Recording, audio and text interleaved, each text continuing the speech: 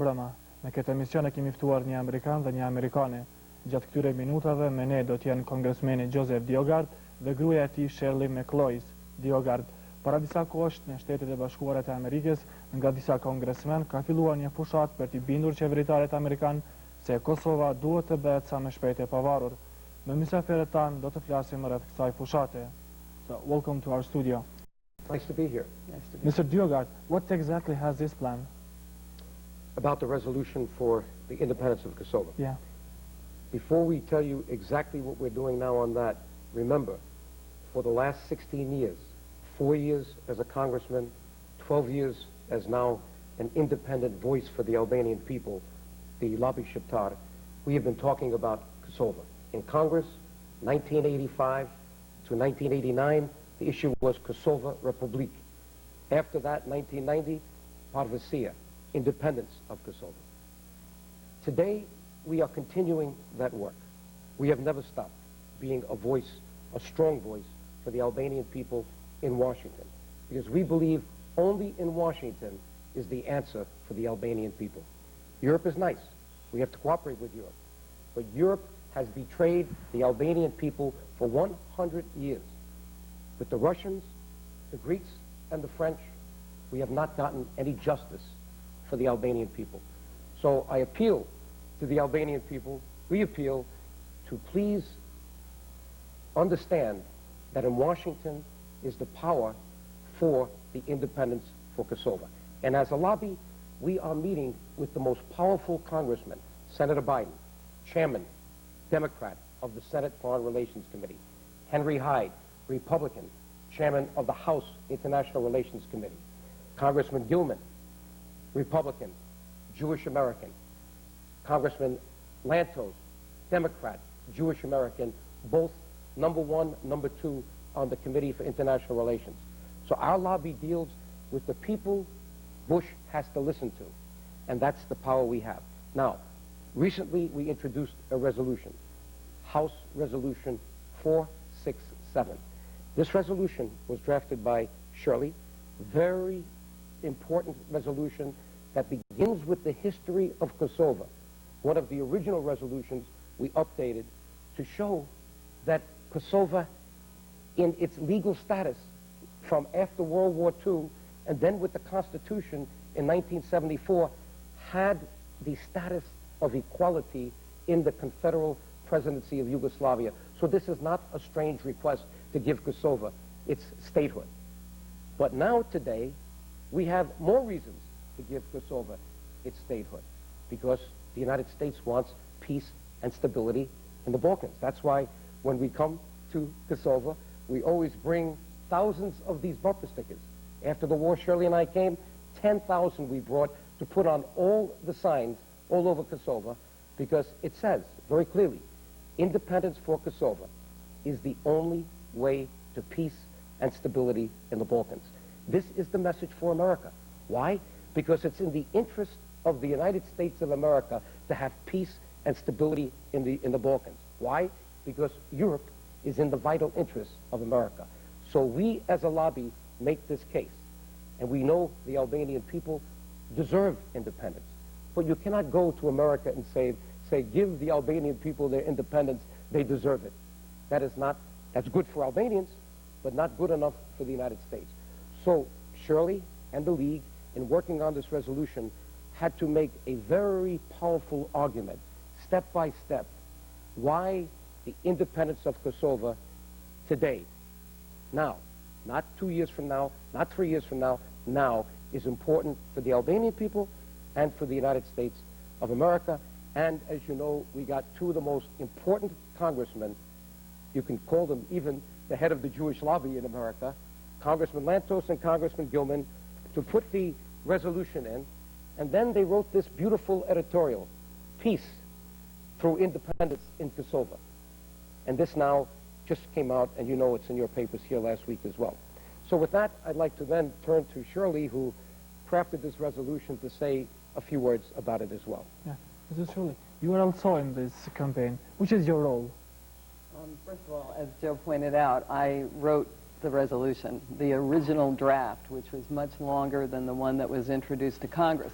Congress is required to introduce resolutions of a certain size and scope, but the intent was to draft something as complete as possible so that the staffs of Gilman and Lantos, their chief of staff, their foreign policy experts could examine it and then reduce it.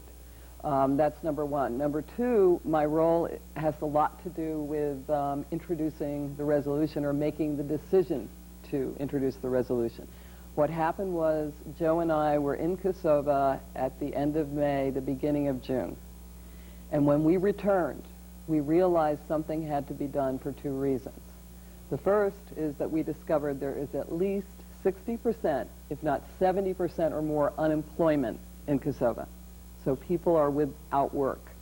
How is something going to be done about that if there's no final status, either decision or indication of what that decision is going to be? The foreign investors aren't going to come. The jobs will not be here. Secondly, the ongoing de facto partition of Mitrovica. Mitrovica had still not been solved. Third, Nebojša was still asking Kosovo Serbs to respond to Belgrade rather than integrating with Kosovar society. And we realized that we had to break the silence about final status. As I'm sure you know and all of Kosovo knows, for the past year, the international community has said, you can't do anything about the final status of Kosovo. Not only can you not do anything about it, you're not even supposed to talk about it. And we realized the silence had to be broken, because when you don't have to talk about something, then you do not have to reveal your intentions, and you do not have to take responsibility for the consequences of your decision. So this resolution is also designed to start a discussion, to have everyone in Congress talking about it, to have the Parliament of Kosovo talking about it, to have the parliaments of Europe talking about it. And we want to know what their positions are. We want to know what the consequences are. For example, some people think Kosovo should be put back under Serbia. Do they realize the consequences of that? Do they realize there would be another war? Some people want to talk about a federation of Serbia, Montenegro, and Kosovo. Is that realistic? Will that happen? Why? If so, what will be the consequences? In our opinion, independence, of course, is the only way to stability, to foreign investment, to democracy, and to long-term peace in the Balkans. And that's what we are advocating in Congress, and that's what Congressman Lantos and Gilman are advocating, and that's the future that Senator Biden sees as well. And this is why we came on this trip, because, as Shirley said, this discussion is not taking place. And it's certainly not taking place here in Kosovo, because when we come to Kosovo, all the politicians talk about independence, but we don't see a strategy. We don't see a plan. We are the Albanian lobby in America, and yet there is no coordinated effort by the leaders of the three parties to work with us in Washington. This is very dangerous for the Albanian people, and I have concluded on this trip, and I'm going to say honestly, American style, that what I witnessed here is a disaster for the Albanian people of Kosovo, because the politicians in Kosovo are building parties. They're not building the state. And if you cannot build the state, you cannot bring the jobs. The kind of jobs you will have is the jobs Enver Hoxha gave the people for 50 years from the party. You want party jobs? Good. Be loyal to the party. Give the power to the party. You will get a party job. Only some people. Other people will be on the street looking for bread. This is the experience of the Albanian people for 50 years under Enver Hoxha, and this experience cannot be forgotten as this government works. We had a nice meeting with Mr. Dotsi. We think he's a very fine man, smart man, and to us, he invited us to see the Kuvendi in action. And we were there, and he was nice enough to introduce us while we were there. But where is the functioning government when the teachers are going on strike and the Minister of Education is outside the country? Where is the functioning government when we want to talk about the Ministry of the Diaspora and of Culture making all kinds of investment seminars around the world, but they want to discuss it in Parliament? The Minister of Trade is outside the country. This is not a functioning government. In America, we would call this a joke. I hate to be so honest, because I respect all the fine people that I meet as individuals, but they are not, let's put it this way. We have a strong lobby in America, the Albanian American Civic League. The Albanian people have to profit from the hard work that Shirley and I are doing. And to profit in a situation that is so serious, where 60% of the people are out of jobs, where the security of the borders is always uncertain, even changes are being made in the borders without the voice of the Albanian people involved. Here Steiner makes the 7 points for Mitrovica. No Albanians are sitting at the table. Don't you think it's time to have a plan to discuss the future of Kosova in Washington? Don't you think it's important now for all the leaders to work with former Congressman Joe DioGuardi and Shirley Cloyes and the strong lobby we have? There's only one lobby, Liga Cittadina Shqiptare Americana. But we find that each party has a different voice now in Washington. If we compare now the situation in Afghanistan and Iraq, did you think that the USA government is not ready to talk about the final status of Kosovo? The State Department and President Bush is not prepared to talk. But the Congress of the United States is prepared to talk because we are doing our job. When we had Senator Dole, we had first President Bush, the father, and then we had President Clinton. Dole, the State Department did not want to discuss Kosovo. What did Jim Baker say, Secretary of State? We don't have a dog in that fight. Keep us out of Yugoslavia. What did Eagleberger say, the friend of Yugoslavia, who was here for so many years working with Milosevic? Well, this is something that we have to be careful. Only when we got Senator Dole and Congressman Lantos and Congressman Gilman and the others did the State Department pay attention and say, oh, maybe we now should pay attention. And only when we got the Jewish lobby to understand that every Jew who was saved in Albania, who came to Albania, was saved with the book Rescuing Albania, which was signed by Gilman and Lantos, they saw this was genocide, and then Clinton had to drop the bombs on the Serbs, which he didn't do in Bosnia, he did in Kosovo. Why? Congress. The power in America for Albanians is in the United States Congress. Today we have Senator Biden. He is chairman of the Senate Foreign Relations Committee. He's the most important politician in Washington for Albanians besides Bush. If Bush wants something on Iraq, he has to come to Biden because he needs to discuss it with the Senate. Biden has on the top of his agenda today the Albanian people. In fact, we just brought Biden to meet the Albanians in Chicago. Do you have a copy of that? Here is the title of the article. We didn't bring him there to discuss Kosovo, although he knows Kosovo. But look what he says in this. Senator Biden, independent Kosovo is inevitable. He didn't say we have 7 options. He didn't say we have to discuss maybe this other option. No. He says we know it's inevitable. If Biden can say that, and he is so powerful in Congress, and he's telling this to Bush, why don't we see all the politicians from Kosovo, the 3-party leaders, coming there, working with us to say, hey, we need to work with Senator Biden. In fact, we had the dinner at the Sheraton, 12th anniversary, when we brought Dr. Rogova and all of the leaders 12 years ago. Here they are.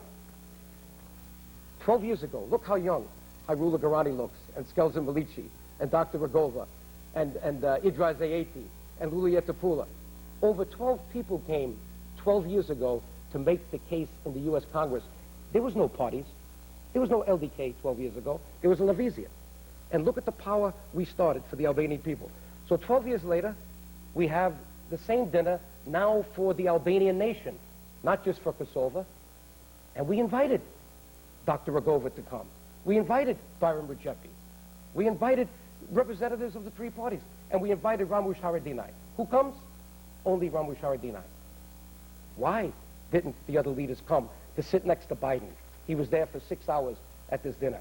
So my conclusion is there is not a functioning government in Kosovo to give the status of independence.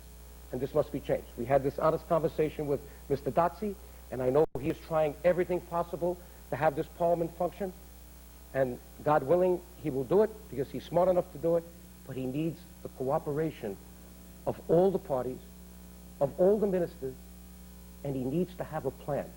And he needs to know that we in Washington are ready to work with him as representatives, the Kuvendi, as the representatives of the people, to bring real freedom to the Albanian people here. And what's real freedom? Only independence. Nothing else will bring the security and the jobs to the Albanian people. How many senators are involving in this campaign? Right now, there are 12 congressmen who have signed the resolution. Remember, this is a House resolution. It's not currently in the Senate. It's a very young resolution. It was introduced at the end of June. Congress went away, and in just a matter of a few weeks, 12 have signed on. But in the end, Patos, it won't matter whether it's 12 or whether it's 100 or whether it's 200. What's going to matter is the support, as Joe said, of the key leaders in Congress. And Henry Hyde, who's the chairman of the House International Relations Committee, Republican, so therefore is responsive to Bush, President Bush, is in support of the resolution. So what we are doing now is working with Congressman Hyde, Gilman, and Lantos to come up with a strategy for the timing of when this is going to be introduced. It's already been introduced, I should say, but when we're going to move towards passage. And this is where your comment about Iraq is important. The entire U.S. Congress right now, as you know, is really focused on the possibility of war in Iraq. And the decision about that, the congressional resolution about that, is probably going to happen this week. And surely indeed, it's going to cause the focus of the entire government to shift.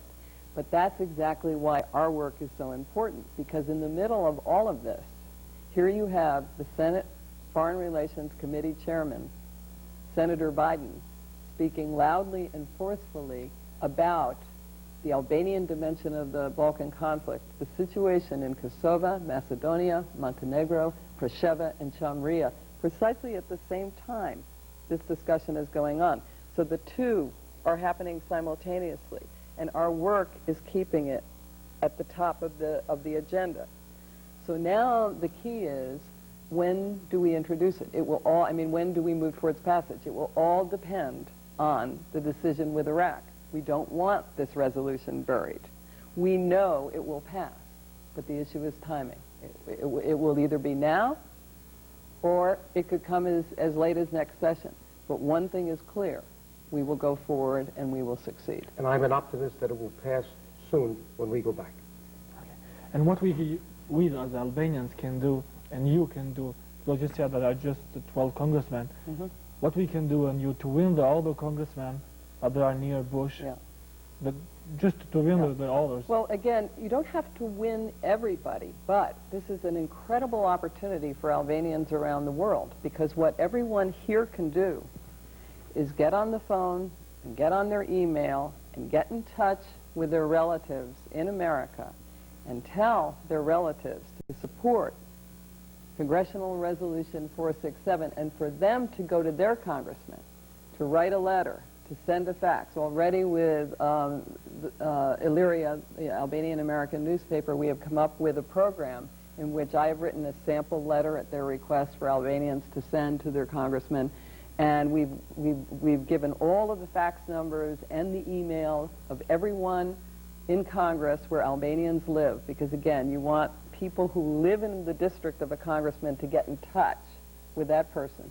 All over the world, we should be, Albanians should be writing saying support this resolution. And the other reason for that is not in the end simply whether they sign on or not. It's so that they begin to be educated by reading the resolution. A lot of Albanians in Kosova think that because there was a NATO bombing campaign, that the West and that Americans in particular know the history of Albanians in Kosova. They do not. In many cases, they only learned about where Kosova was when the bombs dropped in 1999. We have a long road ahead of us in terms of teaching people all over the world about the history of the Albanian people, the oppression that they've suffered. The Albanian story, to a great extent, is 100 years of torture, arrest, forced displacement, and genocide. That must end. And Albanians again and again have survived, have gone on. But we have a responsibility to tell that story and go beyond that story so that it will never happen again. This is the opportunity to use that resolution as an educational vehicle. And then Albanians in Germany and in Switzerland and other parts of the diaspora need to take that resolution, the same with Kosovar Albanians, and ask parliaments in Croatia and Slovenia and Germany and Switzerland around the world to introduce similar resolutions. And that's the This point. is the way we will succeed. And that's the point I was going to make, because just last night we met with Albanians from Croatia. And the first thing we told them was, please invite me and Shirley and the lobby to Croatia, Zagreb, with you, so we can go with you to your parliament and get them to put this resolution. Croatia was the beneficiary of what Germany did. We know that. And Croatia should be one of the first countries to support independence. Also Slovenia. But then we have to get Albanians even in Australia. We already called them. We have a chapter there to invite us again to go to Canberra to put the resolution in. We need an international lobby. And this is what we are trying to create. We believe we have it already, but we want to make it stronger. And how much are supporting you, the Albanians that are living and working in USA? A lot. Obviously, we are an organization that has existed since 1989. We are the only registered lobby in America. To be a lobby in America is not just a sociata or humanitarian. You have to qualify under a very specific legal provision, and then you have to file reports every 6 months with the Secretary of the Senate and the Clerk of the House, which we do. No other group in America does that. They have humanitarian activities. They go to Washington. They sometimes take pictures with congressmen, which is nice. Everything that Albanians do in Washington is okay, but the focus should be with a strategy that is supported from Pristina, the Convendi, and from the Albanian American community. We have 49 people on our board, and we have all the support we need to do the job. But when are we going to do this job? The job could take 2 or 3 years. I want to do it now, today. To do it today, I need the combined support of all the political leaders. If Joe DioGuardi and Shirley Cloyes are asking for independence, and Congressman comes to us and says, well, you're asking for independence today, why don't I hear this from the Prime Minister? Why don't I hear this from the President? We cannot ask for ourselves. We have, of Kosova, we have to ask with them. So we are, again, giving the information to the Albanian people here the way we give in America all the time, that they have to lobby their leaders here in the Convendi and here in the government to work with the lobby together. This is not a party activity. This is a state-building activity, and it needs the cooperation of all the parties for the benefit of the people. When the Serbian government hear about this plan, they reject it. Which is your comment? Sure. Well, Serbia has always rejected Albanian plans. My comment is that we have to work even harder now, because at a time when Europe just sent the signal to the Albanian people they're reducing the budget by 50% for Kosova, but Civic and Kostunica are now spending a lot of time in the UN in New York City and in Washington asking for more and more aid, but yet they have parallel institutions in Mitrovica, and Mitrovica is still not united. I have to tell the Albanian people to wake up, because the Serbs are now working very hard with their propaganda that they are now part of Europe. They're going to have their seat in the United Nations. Milosevic is in The Hague, so that's the past. But they still haven't apologized. They still haven't apologized to the Albanian people what they did, killing men, women, and children. It took the German people 11 years after Nuremberg to say, I'm sorry, to the Jewish people. You don't have even one indication in Belgrade, from Kostunica, from Civic, from Šešelj, anybody, that they are sorry for what they did. And we have to listen to Serbia? I'm going to tell the Albanian people, wake up. Serbia is working very hard with the Greek lobby in Washington. They are getting stronger. They are looking for the aid from the United States of America. They are fooling many politicians. Not Biden. Biden already told Civic, for all these parallel institutions you build in Mitrovica, we will deduct the money from your aid. So we have done our job with Biden. But we have to know that this is the most dangerous time for the Albanian people, because there's a complacency here. You walk around Tirana, things look like they're okay. Excuse me, Tirana. Walk around Pristina, things look like they are fine. It looks peaceful. But there's no economic strategy here, or no economy that's giving jobs. And real security is not here because someone else has the key to the house. Right now, it's the United Nations. It used to be Belgrade, now it's the United Nations. The key has to be given back to the people in the house. That's the Albanian people. But it's wonderful that I can come to Pristina today in this beautiful tie, made in Milan, I bought here, right next to the Grand Hotel. So already I can see that things are happening in Pristina that are pointing in the right direction, that the quality of life is improving. But we cannot listen to what Serbs say. You cannot listen to what the Greeks say. And the French, they divided Mitrovica. So my feeling is that the only answer for the Albanian people is in Washington and with our lobby, who is working with the key leaders in the Congress. There are some rumors that the USA KFOR troops will go out of Kosovo. Okay. You know, Bush has been talking with Condoleezza Rice now for almost 2 years, since he's been in presidency, the president. What is he saying? We have to take the troops out of the Balkans. Why? I'm a Republican, but the Republican agenda in America right now is to get the votes from the American people. And for Bush, the votes for the American people don't come from having troops inside the Balkans. That's why the lobby has to do a very good job, hard job, to convince Congress that if you don't solve Kosovo today, you will be back here with troops in 3 to 5 years because there'll be another war. And that they will listen to. So Bush cannot take all the troops. He can talk about it, but he will not do it. Biden will not let him do it. Senator Biden has already made it very, very clear that American troops may not leave this region at all until the peace is won. And again, that's the beauty of our government. It's a system of checks and balances. It's not simply the president dictating to the Congress, not at all. It's a dialogue. And Senator Biden is probably the most knowledgeable person today, with the exception maybe of Congressman Lantos, in the Congress about Europe and about the Balkans. He's made about 25 trips here, at least in the last 5 years. The problem. And he knows what the issue is. Now, some troops may leave. Yeah, I'm not saying that they wouldn't pull a few out. Indeed. Because Bush has to look like he's doing something for the American vote, too.